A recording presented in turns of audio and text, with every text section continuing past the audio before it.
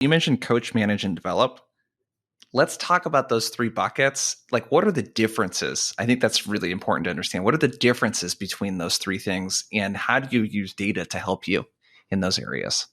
Yeah, that's a good one. So I'm gonna think about coach is I'm probably gonna look at this from a team level, right? Like what are the themes, what are the trends for my team? That as a team I really need to focus in on for skills. So let's say that I'm seeing that across the board, every one of my every across the board, the team's only hitting about 40% of our call numbers, right? I was like, I need data to know that, number one. But I also need data to figure out if I come up with a plan, what is the effectiveness of my plan? So Mhm. I'll probably come up with a coaching plan for my team of, hey, I'm going to come up here. Yes, there's going to be some training and things like that, but in our one-on-ones, I'm going to reinforce that. I'm going to have you show me the work as well. Like show me that you can do like this like kind of like here are like the basic aspects of the job that you have to do, and you have to be really, really good at it to be really good at this job. So I'm going to coach you on that. And so the coaching is like one part. I mean, whatever. This is the way I'm thinking about it. To me, the coaching is one part, making sure that I've taught you how to do this. But also another coaching part of this is show me the work and let me validate you along the way, or refine what you're doing and then and validate you along the way. Like that to me is like the full coaching practice. It's both showing you the how, having you show me, validating or refining. That to me is coaching until you get to a really great place. Managing to me is more like we manage processes. Like that's the way I think about management. I manage a process. I manage to a policy, for example. So I'm trying to think if I like managing people to SLAs. Hey, to me, just going like having a dashboard, for example, like that to me is part of a management practice. It's like, hey, we need to be hitting not like 90% of the time we need to be hitting our service level agreements for MQLs. Here, pull up the dashboard. Okay, you're at 87, right? This is me going, you have to do this. So like that to me is just making sure that people know like you have to do this. Or managing up is like, hey, you want my reps to hit 90% of hit it 90% of the time we're hitting our SLAs. However, here are all these things that stand in the way, and here's the data to prove out why we're missing. So like I realize you want to manage this down, but we actually don't have the resources to meet those expectations. So I'm going to manage this up with you to set your expectations now. So I think the managing down is like, here are the expectations. Managing up is like, hey, we need to readjust. And I think the last piece in terms of like developing, I'm thinking more so about like, all right, BDRs, SDRs, there should be a life cycle, which is they come in and they get out. Hopefully they're being promoted. Yeah. And so there are things they're going to have to do within their first 3 months, right? Things are going to need to do in their 3 to 6 month. And like as they're moving through these cohorts, certain skills they need to develop that make the most sense. And as we get them ready for whatever their promotion path is, it's like also making the shift of like, hey, you're no longer thinking just about what you thought about 3 months ago. It's now we're like teaching you new skills that's going to help you on to that next life cycle in your career. So that's what I think about like the development kinds of thing. Got it. And Let's that's much more individual. Like it's an individual basis versus yeah. to me like coaching and training. Granted, there's individual aspects to it. There's a lot that I could ask you to get started in doing research for this. It's you're one of those people that we talked about before where I feel like I know you because we like consume so much of each other's content, but we've actually never talked. It's like the second time that we've talked. So but one thing I'm really curious about is someone like yourself, like you created the SDR Manager Survival Guide, which is really cool. Did you ever like, how did you come to the point of, hey, I'm going to have something I do on the side outside of like my job, or I'm going to try to help people outside of my reps? Like, how did you get to that place? Ooh, I will be honest, this happened before the SDR Manager Survival Guide. The first time it's ever happened for me is I'd probably say like 2020. Some of it has just been like Okay. frustration of like, hey, I'm building something that I think is incredibly valuable for the organization. And for example, like an SDR to a AE enablement plan. And by the time that I've Mm. built it all out, I've scoped it, I've got all the right people in, we've got everything mapped out. And by the time it's ready to actually be implemented, someone pulls the rug from the entire project and is like, hey, this is not a Oh, priority. wow. Yeah, and it's very frustrating because you do all the Yeah. work, you invest the time, you get the resources, you have the people who coach you and mentor you and give you the resources to build things out. So I remember like this happened to me in 2020, and I just remember thinking to myself like, I know this is valuable. Like I'm probably not going to be able to ever realize how valuable it is at the company that I'm at, but that doesn't mean that this can't be helpful for other people. So like the first time I ever thought about, let me just like aggregate a bunch of resources that I found to be helpful and let me just put it out on LinkedIn and see who wants it. Like that was in 2020, and that really came from a place of being frustrated from like, I was like, I know Yeah. that I frustrated because I'm like, I know that what I have to offer is very valuable. And just because I'm at a place where other people can't see it doesn't mean that others won't. So that was the first time. And I think that's really what got me started in like posting more consistently of like, I, at that time, I think I had a number of people, let's say like hundreds of people who are like, hey, like I want what you're offering. That was Mhm. even, I think, an introduction to what got me to my previous employer, Gong. A senior director reached out to me. He's like, hey, I've been consuming your content. I think it's great. And I want you to come and work for me. So I then had the positive reinforcement from there of like, keep on sharing. Yeah. Now, for the SDR Manager Survival Guide, it's not from a place of frustration, but I start to like pause and think about the conversations I'm having with people. And I started to recognize like, oh wow, like I'm talking to a lot of people who either want to be SDR managers or who are like brand new SDR managers, or there's people who've been SDR managers, or they've been SDR managers for a little while, but like they don't really know exactly how to operate more effectively, more efficiently, or Yeah. whatever, right? They're not able to advocate as well as they'd like to. And I'm like, wow. So I kept on passing out this resource over and over again. And then I'm like, you know what? Like, let me actually think about putting it out as a product. Like more so like, all right, I'm starting to see my own value and what I have to share as being valuable. And I've got all these people I've already shared all this stuff with, and they said it's valuable. So like, let me see if I just put it out there to a bigger audience. So that's really that's the long-winded answer is like Yeah. one part frustration. I think the second part is curiosity of like, okay, like let me see if it's as big as I think it is. Yeah. Let me know if you relate with this. One of the things that and the reason for this question is that as I've worked with more companies, what I've noticed is that there are so many things going on between non-competing companies and the people leading the sales teams at those companies that that's one of the biggest pieces of value that someone like me has to offer is just sharing what's working between companies. Was there a realization for you at some point too where it's like, holy shit, this like isolated thing that I was doing, I didn't realize that basically every company needs this or doesn't really have this part figured out. Was there a moment like that where you're like, oh, I actually like some confidence behind it, I guess, where it's, or did you maybe you always had the confidence? I don't know. Yeah, But was there a moment where it's I like, think oh things yeah, this broke is out going a to be little bit helpful. on your There's other side. people that could really benefit. Yeah.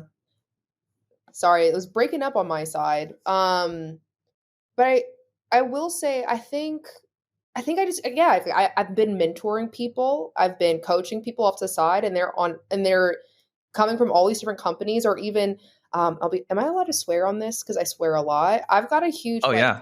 I've got a huge fuck you complex. Like I already know it. Like, and what I mean by this is I think there have been so many times where people will like overlook me for whatever reason it is, Mm. and I'm just like, okay, you're gonna see, like, just or people go, oh, like you're not gonna be able to accomplish X, Y, and Z because of fill in the blank, and I'll just go, just watch. And honestly, like it's again frustration. I was working at a place previous, like in the past, and I had a boss who treated me like an absolute dog and tried to make it seem like I didn't know what I was doing. And I just remember telling him, I was like, you know what, honestly, like I might not know everything right away, but I'm a really quick study. And then it got it to a point where he kept on like getting after me for things. And I was like, you know what? You could have been my biggest cheerleader, but now I need to make you look stupid. So I was like, the only way that I can do this and like and maintain my own like integrity as a person, because I'm not out here just trying to like take people out, was I have to be so good they can't ignore me. Mm. So I documented everything down, and I started to teach the other, like all the other managers at the company who people said, hey, like so and so is better than you, so and so is like, see how effective they are, and whatever else. I was actually training and coaching them. They were coming to me, they were asking me to join the one-on-ones with their BDRs and their SDRs. So I think I was like, hey, listen, like if uh I have big aspiration and big ambitions for myself, and I'm like, the only way that I can really live up to that is I have to consistently get better. And in order for me to get consistently better, I have to figure out like, how does sales development and how does business development operate like at a core level? Like what are all the pieces to it? And I've found that out more so through figuring out the data, figuring out culturally like what does a sales development and a business development team really need, and then what do you like, and what does that mean for how you show up as a leader? And so I'm like, if we're talking about the same cohort of people, like in terms of the experiences of moving into sales, their first time potentially being in a corporate environment as well, like they're learning so much. Plus we have the mechanisms of knowing like, all right, at the end of the day, it's going to be calls, emails, social touches, prospects added into sequence, prospects brought into CRMs. Like it's all pretty much the same. I'm like, if you really understand it at the base level, I become relevant everywhere. So I was like, I just was like, listen, I'm just going to be the best, and the best is relevant everywhere. So I need to go figure out like, what are the pieces that are like the same? So I know I went on a full on tangent, but for me, it's like, it really was like last year, I gave myself this challenge of like, I'm going to understand the business better than everybody.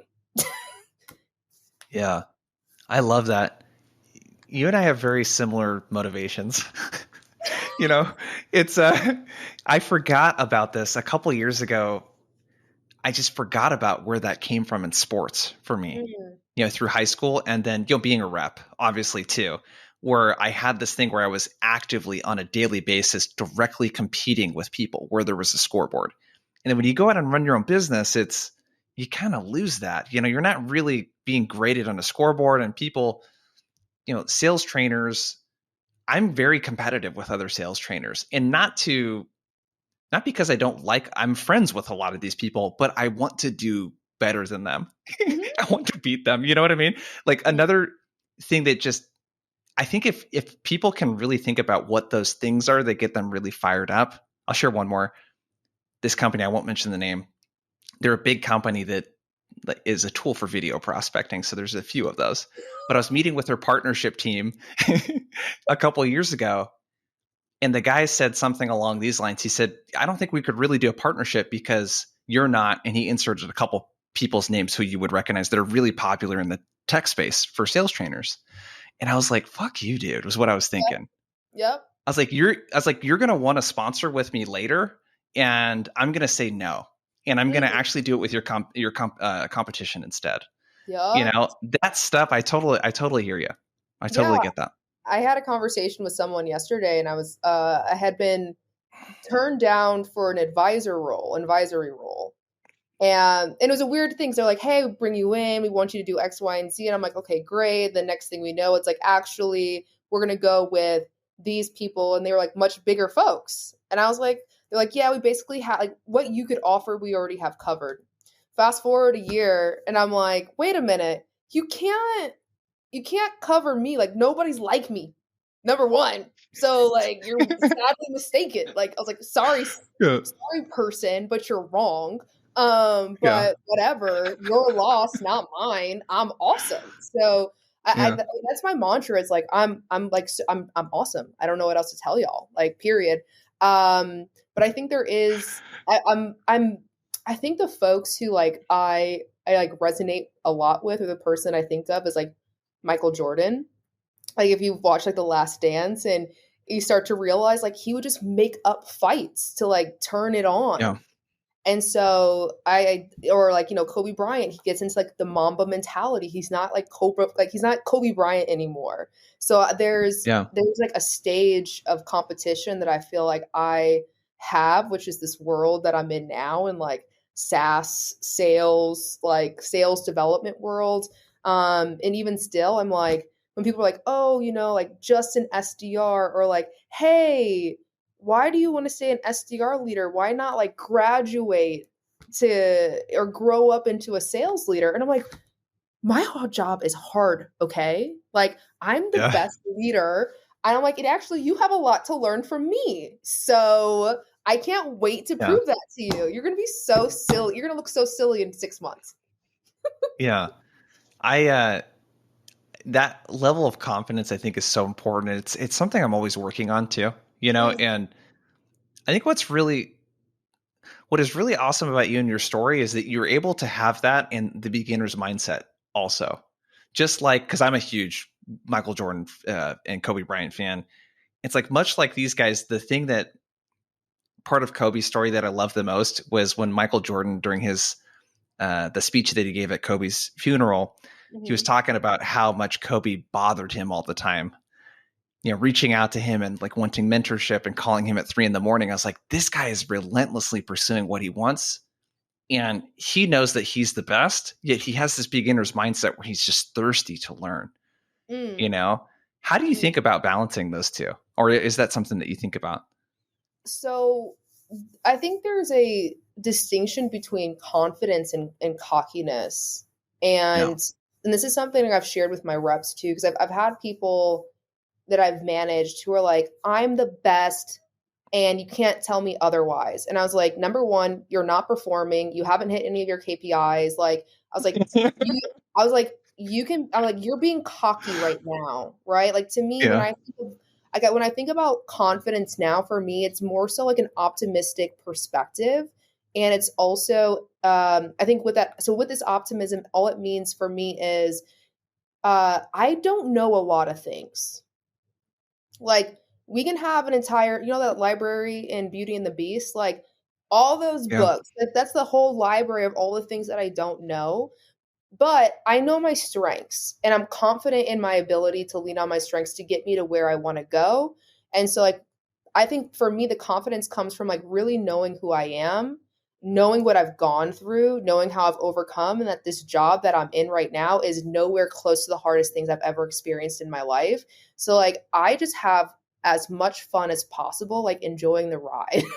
So like, and I think Yeah. all and part of the confidence comes from like consistently proving to myself that I'm like so much more than in the past I ever really gave myself credit for. So I tell this to my reps and I tell this to people that I mentor or people that I'm talking to, whoever.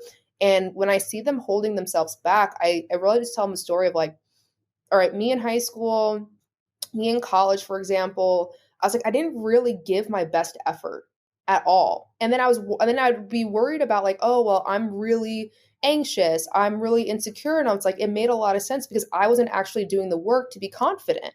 I had not yet put myself in a Mm. position to be validated. So I'm like, if I'm not putting forth the work, right, then it makes sense why I'm not confident. I haven't given myself a chance to be confident. But I'm like, but if I'm optimistic in the sense of like, hey, even if I haven't done the work, I'm optimistic in my ability to become more confident, to become more sure of myself, to prove to myself, and of course, like everybody else, that like I'm way better than people's and my own potential like initial estimation of what I can do. So like that to me is really it. It's like reflecting on the times I'm like, all right, there's a lot of things that I missed out on.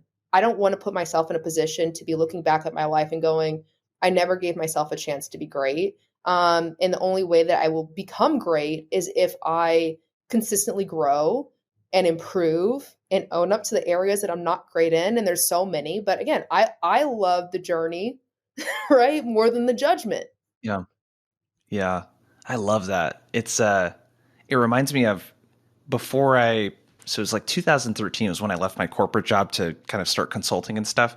The year before that was this year that went by where I didn't grow or develop at all in my career. I just went through the motions. I was living in Southern California and just was just, hey, same thing every week. Mm-hmm. Work just enough and then go out and drink and do happy hours with my friends and spend all of my money and then a lot of then some, You you did know? it. You did And it. Yeah. yeah. And that thing for me, it sounds like a lot like with you, that just burned this like place in my brain that was like, you can never allow that to happen again. You cannot let a whole year go by where you just coast, dude. You Mm, know, I think it's a really good lesson. You brought up something I want to circle back to earlier, and this is part of the stuff that you get into yeah. in the survivals guide. But one of the things you talk about a lot is using data. Mm. So let's maybe just kind of start high level. How do you think about using data in your current role? Ooh. You said high level? Okay. Uh there's so many levels. Um the thought that I have, there's in my role, what I need to do is I need to coach, I need to manage both ways. I need to manage down to my reps, manage up to leadership. I need to develop my reps and get them ready for promotion, hopefully, or I need to get them out of the seat that they are not a good fit for. So, like, there's a lot of decisions that I really need to make in order to fulfill any one of those. And what I found is if I am only making decisions off of opinions, I'm probably like my hit rate of making a good decision is going to be pretty low, right? Like, Mhm. so how I think about using data is to increase my effectiveness in making good decisions. Yeah. I'm really proud Yeah. of myself It's that I answered it in that way. I didn't go on any tangents. Wow.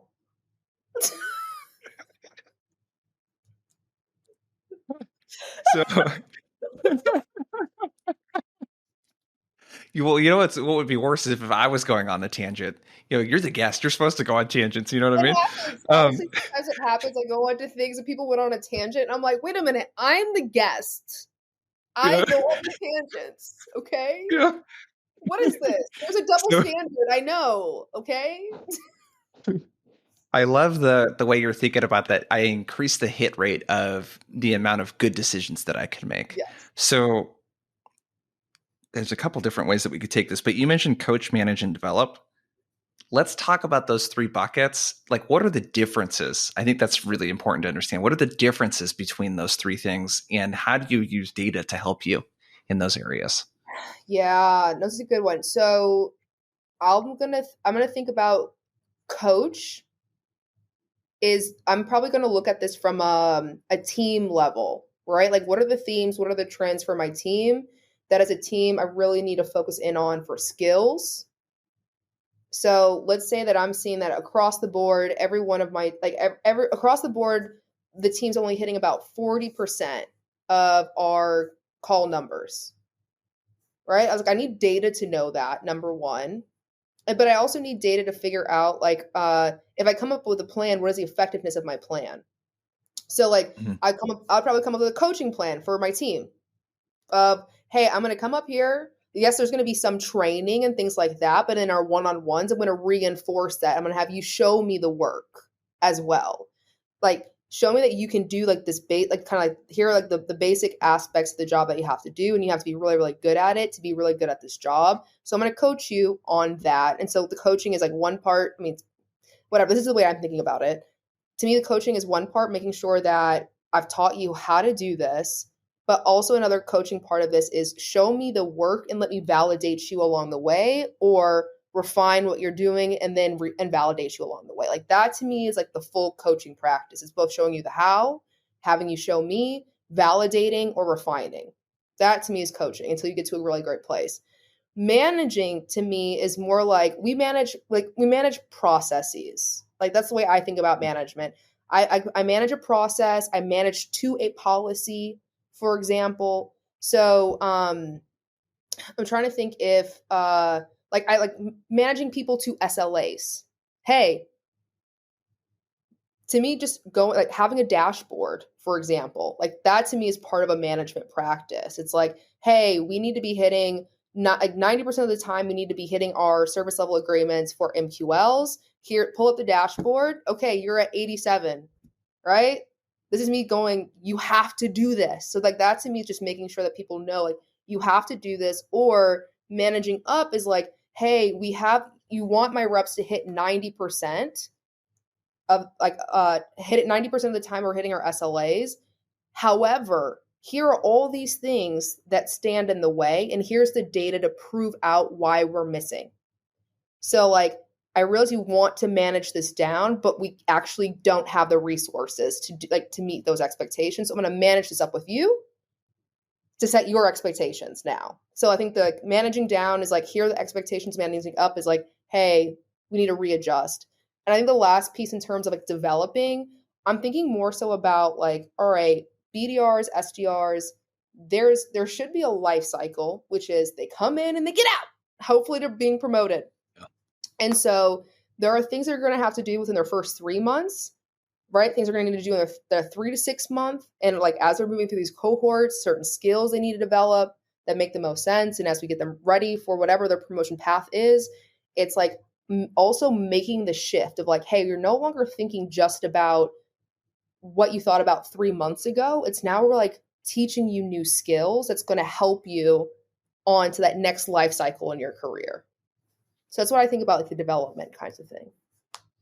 Got it. And that's much more individual. Like it's an individual basis versus to me like coaching and training. Granted, there's individual aspects to it, but I likely think about that probably more in a team-based setting. Yeah. So let's dig into these. So with the coaching element of it, can you start with like, I don't know, when do you typically do you like on a Monday or a Sunday prep for your meetings? Like when do you look through the data? The dashboards. When are you looking at that stuff to prep? I don't want to do it on Sundays. I don't want to work on the weekends anymore, Jason. Me neither. No. I mean, I don't know. You could be a weekend warrior. I don't. We're just getting to know each other. You know what I mean? So I'm a zombie. I am an absolute zombie. Listen, do you know how much energy it takes to be like this during the week? I'm out on the weekend, so I'm out. Well, for me, like I have like assets that I've built for myself where it takes me 2 minutes to plug in some values into a spreadsheet and it pretty much tells me everything that I needed to know. Right? Mm-hmm. Like, so for me, like let's say it's a Monday morning, my first meeting starts at 9. I actually have a calendar block 30 minutes after my first meeting where I'm literally just reviewing numbers. Or I'll review it right before that, but right before, actually it's probably right before, like review the numbers, go into the meeting, share those numbers with my team, right? I might go back in again, refresh a little bit more, prepare for my forecasting meeting that I have with my boss and her boss. So that's really how I think about like looking at the numbers. It's going to be beginning of the day on Monday. What numbers are you looking at? So for my team, there's like pacing numbers that I look at. So it's just looking at like, hey, where are we pacing to hit for our quarter? Like if we're pacing ahead, what's contributing to that, or behind, what's contributing to that? So then I'm also looking at like, what is our activity in terms of like, hey, like, are we making the calls? Are we making the emails? Are we having the right number of conversations? And then I also will look at effectiveness metrics. So just like call to connect, email reply rate. I'll look at based on the number of connects, how many are actually converting into demos or our meetings booked. I'll look at how many meetings are actually running. I'll also look at how many meetings are converting over into opportunities. So typically when I look at that, again, if we're pacing ahead, I'm like, oh, we're pacing ahead because we are actually, like, we've been able to double the number of conversations that we've had. If we were running campaigns specific towards that, then I'm like, great, I have it. Wonderful, right? And if not, then I can go, what's the bottleneck? And let's address that. And that's what we coached on this week. Got it. So you're looking at overall activity, the effectiveness. So that's with the activity that we're putting out, what are the reply rates, open rates, all of that kind of stuff, pickup rates on calls. Yep. And then how many of those are generating meetings and then opportunities. And then wherever you see increases, decreases, wherever, do you usually pick one thing each week to work on with the team? Okay. Can you just double click on that? Why one thing? I know it might be an obvious answer for you, but why one thing and not 3? you know? Uh, well, here's w- I feel like I got this from KD. One, it's like probably the biggest one because Yeah. Kevin Dorsey told me to do it. That's the number one reason. No, I here number one, like people are going to get overwhelmed very easily the more things that you throw at them. If you say, "Hey, I want number one," I want to focus on like what is the one thing that's going to have the biggest impact this Mhm. week, right? Everything else, if it takes 3 months to develop, we don't care about that right now because that's not going to have the biggest Yeah. impact right this very second. So I'm like, all right, if we get really good at this one thing, right now, then we can move on to the next one. But I think one of the biggest things that I've experienced over and over again, where I've told people like, I feel like I'm doing a lot of things, but nothing very well. Like people, Yeah. especially in the SDR BDR position, they deserve to feel like they're doing at least one thing really well before you move them on to the next thing. It helps build confidence. And I think this whole job of SDR BDR world is about building confidence. If they're not confident, Yeah. they're not going to do a good job. Love it. I'm bookmarking confidence because I definitely want to come back to that. So you have the numbers. The numbers tell you kind of what to work on.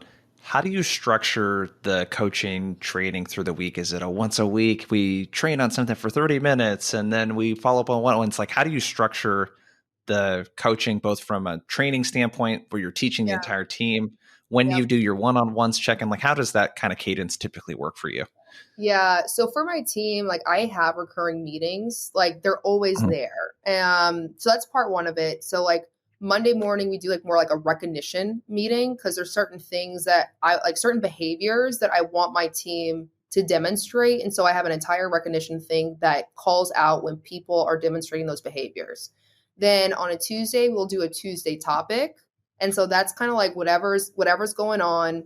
Thursdays we have it set like it's a prospecting power 30 minutes. Like this is something that everybody can always get better at. So it's like we're always going to be prospecting, so we're always going to work on it.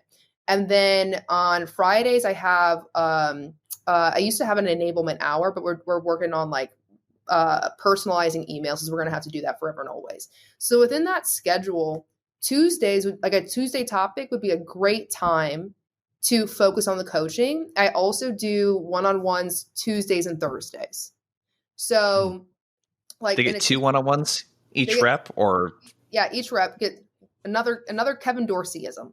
So like yeah.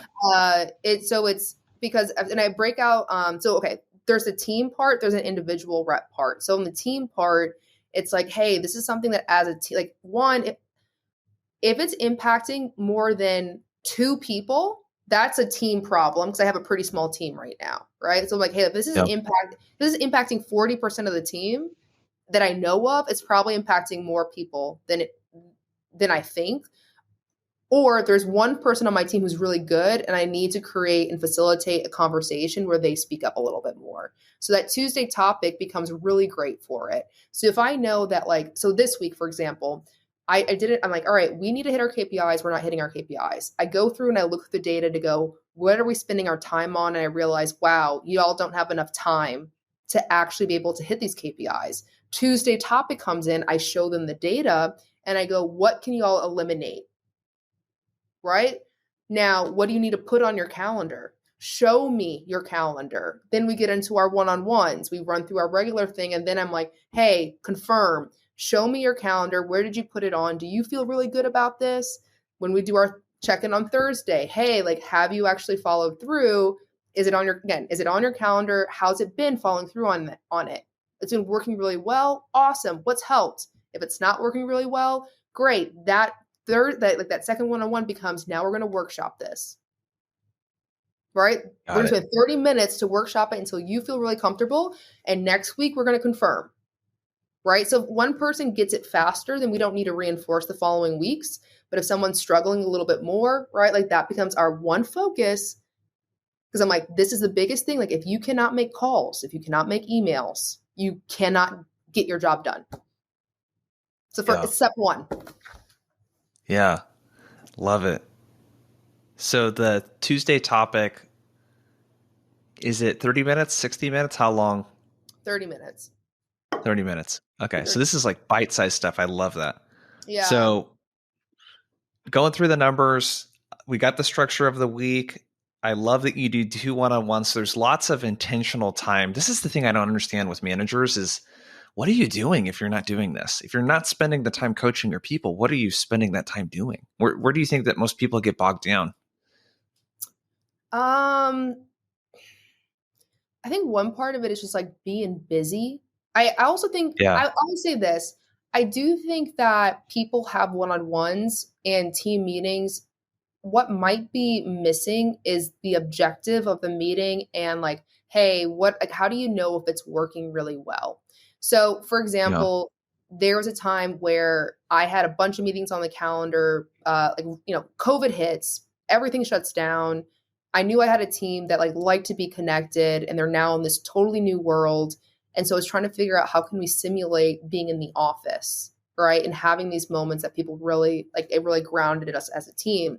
But as we became more, as we adapted more to work from home, it's like, all right, we don't actually need these meetings. Like it's just part of a change process. That's it. And as soon as it's done, it's done. What I can easily see happening in one-on-ones is managers come in and they go, hey, BDR, what do you want to talk about today? And that's the meeting agenda. Yeah. Nothing gets done. There's no reviews to make sure that, hey, like from a numbers perspective, are you actually pacing to hit your number? Yes or no? Do you know where you stand today? Right? Like how many calls are you averaging? How many emails are you averaging? If you keep that up, are you going to be able to hit your number? And if not, like where do you need to get better? Where do we need to focus on Thursday? And so I think there's a lot. I could imagine that potentially because I used to do this of just coming in and going, just making like the one-on-ones weren't valuable to the reps because they lacked Yeah. structure, they lacked intention, they weren't really suited to make sure that BDRs knew exactly how they were pacing for the quarter and what was at play and what they needed to do. Or they weren't getting coaching and development because you kind of just like had this manager who was being more of an executive than an actual like frontline manager. So I think there's some stuff it's also dependent upon the organization. Like, do you have one sole BDR manager, SDR manager who's actually a director, right? But is expected to like manage and recruit and train and enable, but then also be at every single leadership meeting at the same time too. Like that's too much context switching. So I think it's probably two parts, like organizationally speaking, like BDR managers pulled in too many different directions. And I think secondly, as well, is there lacks objective and value for the BDR in the actual one-on-ones themselves. Yeah. Let's spend a bit of time on the one-on-ones. First, the prep. Hmm. What do you have a rep do to prepare for your one-on-ones? So I have like my pacing sheet. Like there's the formulas that the formula sheet that I have for my team. I have my reps fill that out individually for themselves too. So Yeah. they are like, listen, you own your number. Like I was like, yeah, like if you, like, I always, this might sound like an a-hole move, but I was like, listen, y'all, if the team hits their number, I'm good, right? If you don't hit your number, I'm still good. So you need to own your number more than I do, right? So I'm like, I'm going to teach you how to. I'm going to teach you how to get there.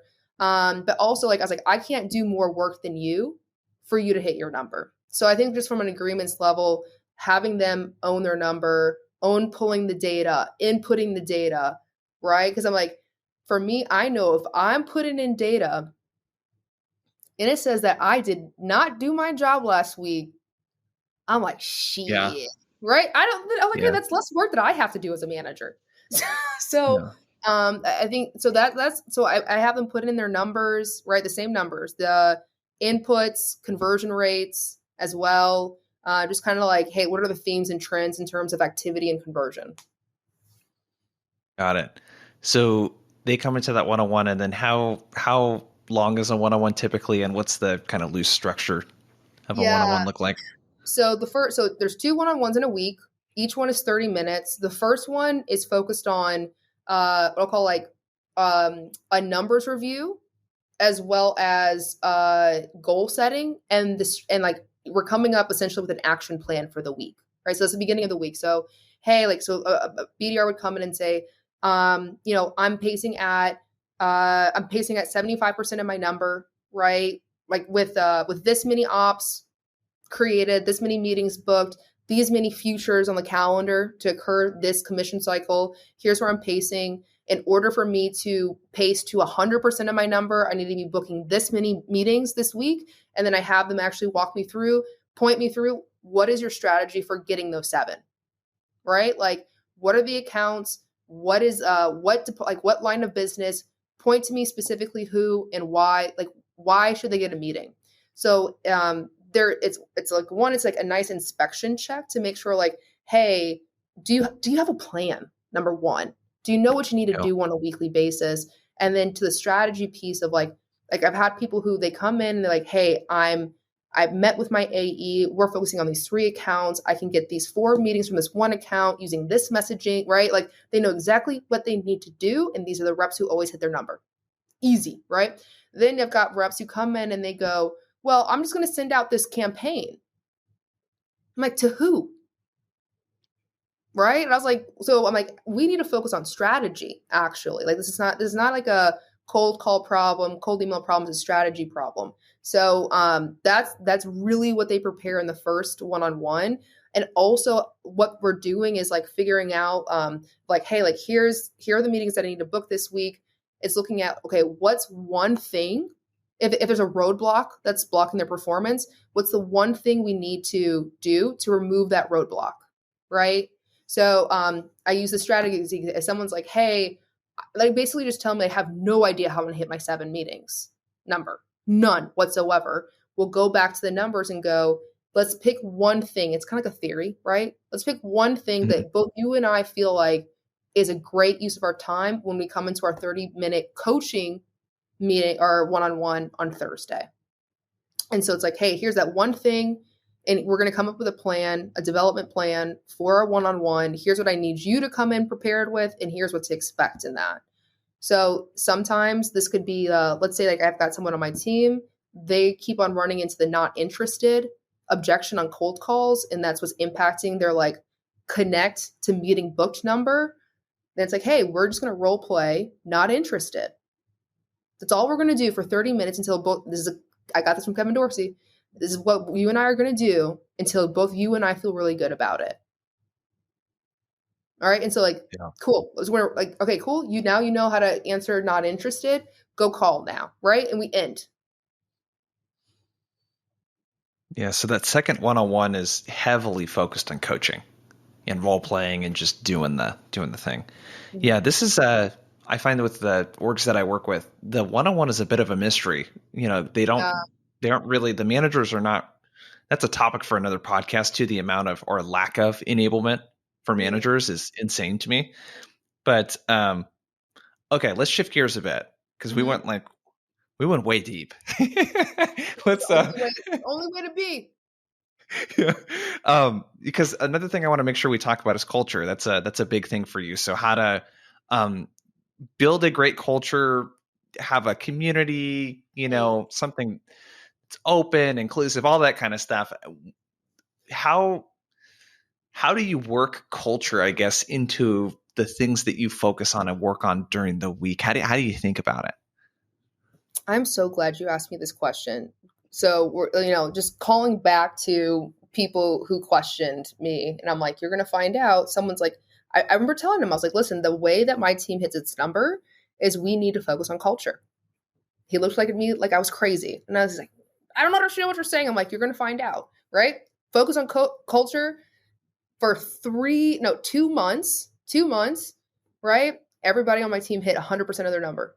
When 2 months prior, only 50% did, right? So the first thing that I think about is people, in order for people to do really well, they need psychological safety. In order for people to feel psychologically safe, they need to trust. All right. The only way that people trust people is you need to build a relationship. So as a manager, you have to build a relationship with your people. Like that's the only way to do it, right? A legitimate relationship with your people. I think the best way to build a relationship with your people is to make sure that it's to seek to understand them as much as possible. and to make sure that they feel seen, heard, acknowledged, and understood. Like literally that's so the way that I think about doing this is there's a few different ways that we can go about this. Let's say you get somebody on your team. First thing that I do, first one-on-one I have with my people is we just do like a get to know you meeting. And I got this topic or I got this idea from a former coworker of mine, Jesse Sloan. And it would be like, you and me, Jason. I'm like, hey, listen, here's what we're going to do. I want you to talk for 7 minutes and just tell me about your life. I'm not going to interrupt at all. I'm just going to sit here and take notes. And then I'm going to tell you about my life and I'm going to talk for 7 minutes. Right? And then we'll have a conversation afterwards. Typically what you learn is like you start to hear about like what are all the major influences in this person's life. Like you learn about like these pivotal moments in their life. And really what you're looking for is like what themes and what trends potentially exist and what in terms of what they value and what motivates them and what drives them. And then I'll ask them questions afterwards. It also gives them an opportunity to get to know me, right? So like number one, first one-on-one, do that. Then there's the second conversation that I have with them to build this relationship is I make agreements with them. And so a lot of this, like, I don't know if y'all could tell, but Kevin Dorsey's probably like the single most influential person in terms of like how I show up as a manager and a leader. So, Yeah, he's a G. yeah. So I remember because I had reached out to him and I was kind of like, hey, like, how do I balance like caring for my people, but also holding them to a high standard? And he's like, they're interchangeable. Like people want to be held to a high standard. That's actually how you demonstrate care. So things that I struggled with was kind of like getting consent for that. And what I mean by this is like, I don't want to be that a-hole boss who like nitpicks somebody and thinks that it's motivating them when really it's like crushing their soul. So I asked my team a set of questions. Hey, like, who would you rather work for? Someone who has high expectations, low expectations of you. That's a Katie thing, right? And so majority of the time people say high expectations. Go, why, right? And what does it look like to have high expectations of you? What does it look like to have high expectations of you if, or I'll ask them like, the next thing I'll ask them actually is like, what kind of performer do you want to be? Not everybody wants to perform at 150%, right? Some people want to get to 100 and be done. And I go, that's fine. Great. Thank you. Right. So I'm like, what kind of performer do you want to be? And they'll tell me what range they want to hit in. And then the next part of it, I'll go, all right, cool. What does it look like? Like, how do you want me to show up for you when you are pacing ahead of your goal? How do you want me to show up for you when you are pacing at your goal? How do you want me to show up for you when you are behind? Right. They literally give me a playbook of how they want me to show up. So like this to me is probably like one of the two super easy conversations that you can have to let somebody know I care about you enough to figure out how I can show up best for you as a person. And I realize that me showing up my best for you, Jason, is going to look way different than how like the best way I can show up for Jamal over here. Right. So I think like this makes them feel heard, understood, acknowledged, seen, all that other stuff. So like that's what I'll do on the individual level, right? And then I stick with it. Like, hey, you told me this is the kind of person that you want to be. Here's how you show me to like here's how you told me to show up, and I'm gonna be consistent. Be consistent.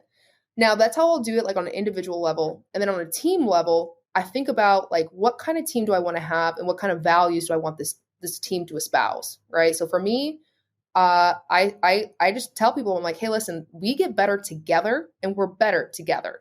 Collective genius above all. So I set expectations for my team in terms of like, here's how I want y'all to show up, right?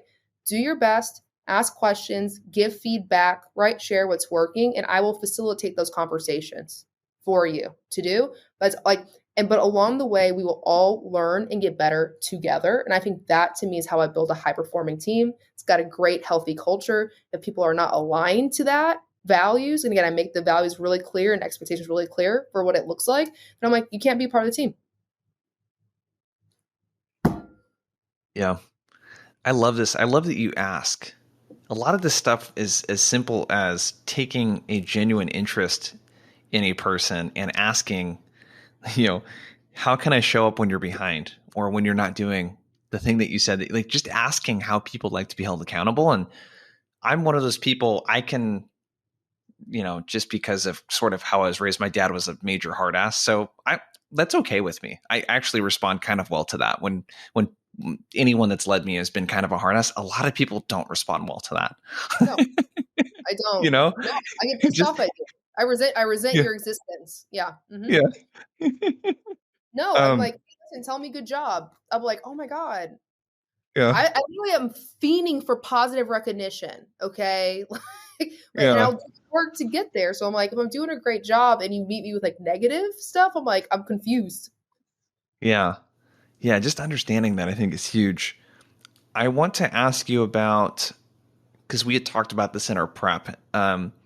You mentioned something about creating a high standard for Black women Oh, in yes. particular. Yeah. Tell me a little bit more about that. Creating a high standard for Black women. All right, so here's my thought. I wish there were more Black women around me when I go into workplaces. Number Yeah, one, there is some data that shows that I think it's like at least a third of um, women of color, I think it's Black women, leave the corporate environment in their first 1 to 3 years of being in a corporate yeah, environment. Right. So I'm like, cool, people will come into these environments, but then they leave. And a lot of times they like change industries or they just go and do their own thing. So uh, I don't, one part of me is like, I'm really curious about, um, well, I have my own experiences of people treating me like a dog and me going and trying to advocate for myself. Like, I'm like, hey, I already told you, I'm competitive. Like, I'm driven to succeed. All right. Like, I don't need somebody chasing after me with a stick to get me to do my job. I'm going to yeah, do phenomenal work. And I, like, for the most part, I want all my bosses to get promoted too. So I'm like, listen, if you're doing well, I'm doing great. So, yeah, um, and I think for me it's been at times very disheartening because I how to put this, I think there can be so many times that people will say, hey, like law of reciprocity, like what you put out you're going to get back threefold. And I'm like, man, even if I do my best, even if I'm the nicest person in the world, even if I try and be the best team player, right, I've gotten walked all over at best. And so when I'm thinking about a higher standard, I'm not necessarily talking about like, hey, how can Black women have a higher, like, how can they hold themselves to a higher standard? But I'm thinking, how can companies hold themselves to a higher standard? Like when you yeah, look around at your companies and you see no, like the majority of the company is the same person, coming from the same company, has the same background with the same yeah, school. Like, is that the kind of standard that you want to hold yourself to? yeah, Like that. So then it's not just for Black women either. Because I thought to myself, I'm like, the majority of the time, like Black women, Hispanic women, like they're like the least represented in organizations. They're the ones who are on the very bottom of the barrel when it comes to um, compensation as well. When we think about the pay gap, it's the biggest with them. And and I'm just like, I'll hear. So I'm just like, hey, listen, if we can make it better for people at the very bottom, everybody wins. Literally, it's like a rising tide raises all ships. So I'm really really curious about like what gets in the way of companies and of leaders having a higher standard for themselves. This is also why I'm really curious about the data and really curious yeah, about the culture. So I think those two in coaching and training. So like I think if we do those two things really, really well, number one, managers and leaders get way better and they become more relevant. So what I was talking about, I was like, I want to be relevant to anywhere I go. And I also think about I want to be relevant to any kind of performer, any kind of yeah, professional, right? I'm like, this to me is so crucial because I'm like, I think there's a time that's coming where leaders and managers who are not culturally competent, who are not like human flexible, is what I'll call it right now, right? Like, if they're yeah, only relevant to one demographic, I think they're going to get weeded out like in the next 5, 10 years. yeah. I think That's so my honest too. opinion. It's weird. It It's it is weird. yeah.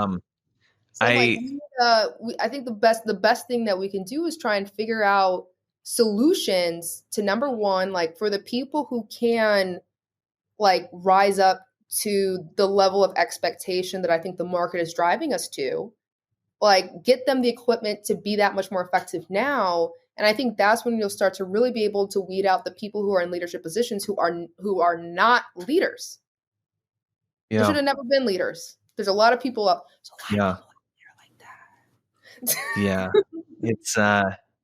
It's crazy. I appreciate you sharing all of this, and I wish we had more time to dig into it. The comment that I have is that, just to call myself out, is until my wife, she's Korean, she's from New York, like melting pot of one of the melting pots in America, and she's the one that really kind of taught me a lot of this stuff around race and gender and things. And that was not until 2016, 17. So Yeah. prior to that, I never noticed this stuff. Mm. Now it's odd to me when I hop on a training call with a company and everyone is a particular gender or race. It's Mm-hmm. like weird. You know what I mean? It just Yeah. feels really weird. And all of the data supports diverse sales teams have higher win rates, diverse in Mm. gender, diverse in race, diverse in socioeconomic background. And I agree Yeah. with you. I think we're making a lot of progress with this, but I also think like until the next wave of leadership really gets into those senior positions, because I still see a major lack of diversity even in SaaS at Huge. the VP level. Huge. Like the Huge. VP level is like, one type of person. One type of You know what person. I mean? Yeah. This is the horse that I whatever, like this is the hill that I'll die on, the horse that I'm gonna ride into the Yeah. sunset, whatever the phrase is I was like, hey, I don't think that we solve like representation tomorrow, right? Like I don't think Yeah. it's that, but like I think in order for representation, not just representation in terms of like having people from like underrepresented minorities in seat, like I want to also make sure when people get into seat they excel and they thrive. Yeah. Like again, there's questions that I ask to people of how do you want me to show up for you, is because they have their own story, they have their own experiences that is hopefully not super duper trauma filled, but it's like, hey, listen, if I as a manager have to recognize I can be a source of triggered trauma for people. And I don't know that everybody recognizes that. Yeah. Like these are literally like people's, like I'm getting emotional, like this is people's livelihoods. Like this is their ability. Yeah. I'm like really emotional. Like this, like I had a conversation with someone and they were talking about wanting to build generational wealth for their Yeah. It's family, so cool. right? And Yeah. taking care of family that is in the Philippines, right? I'm like, there's so much to the people who are wanting to be in SaaS sales. And it's not just like, oh, I want to be the person with the flashy car. It's I want to be able to provide my family a life that I never had. And Yeah. so I'm like, I think with that, like we really are like shepherds for people. And in order for us to actually lead people effectively and not lead them into danger, and I think that happens so Mhm. often, is like we have to hold ourselves as managers, as leaders, as VPs to a much higher standard. And like I think if we do that, we're going to have the best people. We're going to have the best brand. We're going to have the best product, right? Like we're going to have the best advocates as well. And we're going to have the best customers too. And so but I think we also have to like ask the questions like what's holding us back? And too often I've just seen it of like, hey, it doesn't really seem like you care about this person, and even if you tell me that you do, your behaviors say something different. Yeah. And how you give feedback and how much time you spend coaching people, and hey, like are you being specific in that feedback or not, or are you like women most of the time, like they're missing out on feedback because people are worried about their emotions, so they miss out on opportunities to develop, and with that promotions too. So I'm like, Yeah. only way that we get better is if like we become more skilled in helping people get better, doesn't matter who those people are. Yeah. I Whew, didn't mean to cry love today, but like I don't know. I mean this. I literally I it. care about people so much. Yeah. No, it's obvious, and I appreciate you sharing. I have a couple rapid fire questions for you. I know we're up on time. Do you have like 2 more minutes? I got all the time for you. Okay. um, this has been awesome. So a couple rapid fire questions and we'll kind of wrap up. My first one is just a fun question. We don't have to choose between these channels, but it's always kind of fun to ask. If you had to Yeah. choose between phone, email, and social for outbound, what do you pick and why? Can I give you two answers? I know it's supposed to be red. Okay, so I like the phone the most, but I think social is where people are getting the hits right now. Like from anecdotally, what I'm seeing, what's actually working the best, social. Love it.